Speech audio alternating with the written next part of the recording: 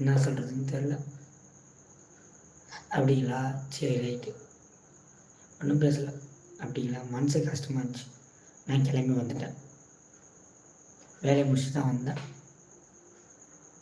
Comment பண்ணுங்கள், நான் பேசுனது கரெக்டாக தப்பாக, சூப்பர்வைசர் மேலே தப்பா இல்லை என் மேலே தப்பான்னு கமெண்ட் பண்ணுங்கள். ஸோ இதை நான் தெரிஞ்சுக்கணும், நம்ம கரெக்டாக பேசணுமா இல்லை அவங்க தான் நம்மளை தப்பாக சொல்கிறாங்க.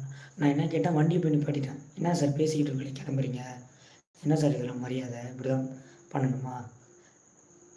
இவங்க மேய்ச்சிட்டு சொல்கிறாங்க என் மரியாதை என்ன, அது எனக்கு செல்ஃப் ரெஸ்பெக்ட் முக்கியன்றாங்க. அப்போ பேசானது நீங்கள், உங்களுக்கு செல்ஃப் அட்ரெஸ் முக்கியன்ற, அப்போ எனக்கு என்ன செல்ஃப் ரெஸ்ட்டு? நானும் டிப்ளமோ மெக்கானிக்கல் படிச்சிருக்கேன். அப்போ நீங்கள் தான் படிச்சிருக்கீங்க, நான் வந்து இது நீங்கள் படிச்சிருக்கேன்னா எதுவுமே தேவையில்லை. செல்ஃப் ரெஸ்பெக்ட்னு எல்லாருக்கும் ஒரு அறிவு தான், தப்பாக பேசக்கூடாது. நான் கத்தினேன், என்ன சார் எப்படி பேசுகிறீங்க, என்ன மரியாதை அப்படின்னு கத்தினேன். தொண்டை கட்டிச்சு. இதான் நான் பண்ணேன். என்னை அடிக்க வரான்னு சொல்லிட்டாரு. எங்கள் கத்தி கூட பேசக்கூடாதான், என்ன போங்க. இதான் நடந்தது. ஆனால் கடைசியில் இது எப்படி ஆகி போச்சுன்னா, என்னை வேலைக்கு